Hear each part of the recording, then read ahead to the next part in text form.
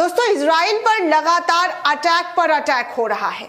Israel में इस वक्त, जी हाँ, इस युद्ध के बीच में पार्लियामेंट सेशन भी चल रहा है और इसी पार्लियामेंट सेशन के बीच रॉकेट दागने की खबर आई है, जहां पर सांसद पार्लियामेंट हाउस के अंदर डिस्कशन कर रहे थे, लेकिन जैसे ही रॉकेट दागने की, सायरन बजने की आवाज सुनाई दी, पूरे पार्लियामेंट में अफरा तफरी का माहौल देखने को मिला। सांसद अपनी जान को बचाते हुए भागते हुए नजर आए हैं। जी हाँ दोस्तों, इस वक्त की बड़ी जानकारी आपको दे दूं कि इजराइल के अंदर क्या हालात जो है वो दिखाई दे रहे हैं, किस तरीके से हालात बने हुए हैं। इजराइल में लगातार हमास की तरफ से रॉकेट्स दागे जा रहे हैं। लेबनान भी पीछे नहीं है, लेबनान भी बढ़ चढ़कर इस हमले में अपनी मौजूदगी दर्ज करा रहा है। ईरान की धमकी तो आप सुन ही चुके हैं। मिस्र ने भी कह दिया है कि इस युद्ध को रोक दिया जाना चाहिए। जॉर्डन के लोग सड़कों पर उतर आए हैं, अमेरिका के लोग सड़कों पर उतर आए हैं, मलेशिया के लोग, हर देश से एक ही आवाज आ रही है कि फ्री फिलिस्तीन, यानी कि फिलिस्तीन को आजाद किया जाए, उसकी जमीन को उसे दे दिया जाए और इस युद्ध को यहीं पर खत्म किया जाए, क्योंकि इस युद्ध से किसी का भला नहीं हो रहा है।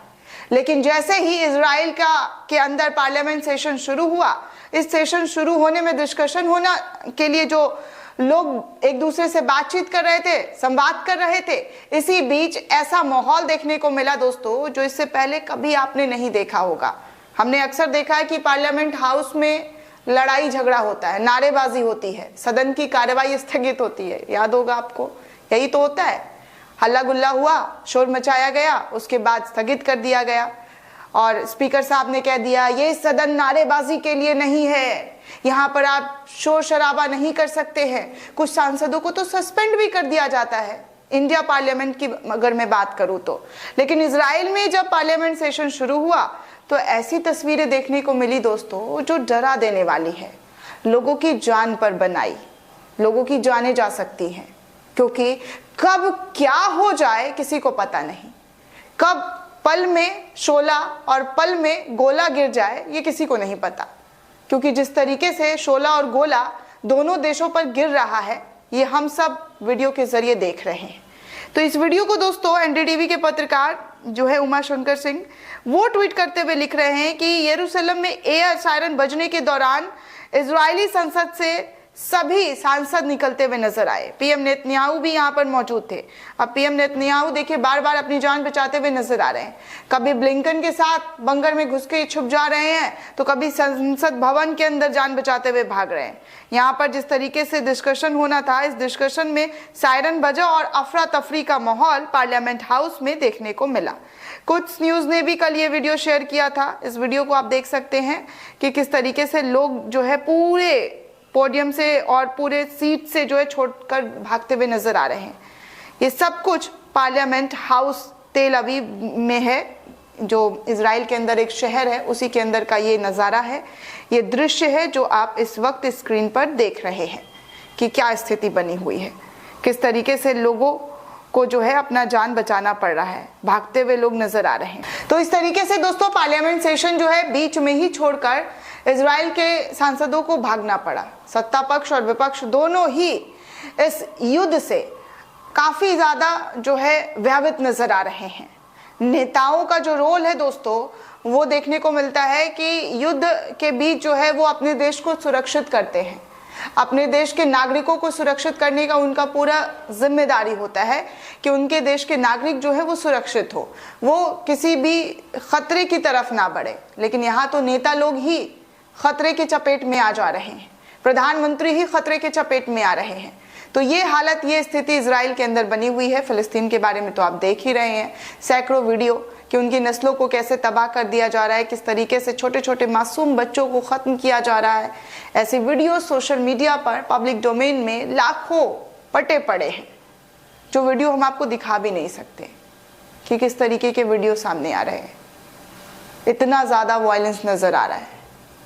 तो कुछ फोटो वीडियो जो स्टिल है, उनके जरिए हम आपको वो तमाम तस्वीरें दिखाते हैं कि ये इस जगह पर हो गया है। लेकिन जो तस्वीरें एक्चुअल में है ना दोस्तों, वो अंदर तक हिला देने वाली है। खौफ जो है वो पैदा कर देने वाली है कि अब बस किया जाए। इस युद्ध में बहुत ज़्यादा बर्बादियां हो रही हैं। अभी मैं आपको कुछ रिपोर्ट भी दिखाना चाहूँगी कि किस तरीके से इजराइल में जो है हमास की तरफ से रॉकेट्स दागे जा रहे हैं और इजराइल की तरफ से हमास पर रॉकेट दागे जा रहे हैं, हिजबुल्लाह के ठिकानों पर रॉकेट दागे जा रहे हैं। पुतिन ने नेतन्याहू से बात करा है। ये सब कुछ जो है अभी इस वक्त हो रही है। इस वक्त की ताज़ा अपडेट जो है वो मैं आपको कुछ बता दूं कि इस वक्त क्या चल रहा है। इजराइल और हमास के जंग का आज 11वां दिन हो चुका है दोस्तों। हमास मिलिट्री के प्रवक्ता अबू ओबैदा ने कहा है कि उनकी कैद में 200 से 250 नागरिक हैं। इनमें से विदेशी नागरिक जो है वो हमारे मेहमान हैं। हालात सुधारने पर हम उन्हें रिहा कर देंगे। हमास की तरफ से ये कहा गया है कि जो विदेशी नागरिक हैं उनको वो छोड़ देंगे। ओबैदा ने यह भी कहा है कि वो गाजा में इजराइल के बड़े ज़मीनी ऑपरेशन से डरते नहीं हैं। हमास की तरफ से ये कहा गया है कि इजराइल जो भी कर रहा है, जो उनका ऑपरेशन है, वो उससे बिल्कुल भी डरने वाले नहीं हैं। वहीं इजराइल की डिफेंस फोर्सेस ने बताया है कि उन्होंने रात भर लेबनान में हिजबुल्लाह के ठिकानों पर अटैक किया है। सोमवार रात इजराइल की संसद का स्पेशल सेशन भी हुआ, जिसमें प्रधानमंत्री जो हैं बेंजामिन नेतन्याहू ने हमास के अलावा हिजबुल्लाह और ईरान को भी वार्निंग दे दी है। हालांकि ईरान ने भी वार्निंग दी है। मतलब ये जो वार्निंग वाला सिलसिला है ना, दोनों तरफ से है। ये नहीं कि ईरान ने दे दिया तो ये इधर वाले चुप हो गए, इजराइल वाले चुप हो गए। नहीं, इजराइल वाले भी वार्निंग देने में आगे हैं।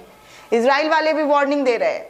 दोनों एक दूसरे को डराने धमकाने का जो काम है वो पुरजोर तरीके से कर रहे हैं कि ईरान और इजराइल जो है दोस्तों, वो दोनों एक दूसरे का दुश्मन है। इन दोनों में 36 का आंकड़ा है। दोनों एक दूसरे के खिलाफ कुछ ना कुछ करते नजर आ रहे हैं और डे 1 से ईरान और इजराइल की लड़ाई आप सबके सामने है कि ईरान खुलकर सपोर्ट कर रहा है फिलिस्तीन को, हमास को। तो इस तरीके से तमाम तस्वीरें लगातार आ रही है। आप तक लगातार वो तस्वीर पहुंचा रहे हैं। बने रहें नेशन 360 के साथ।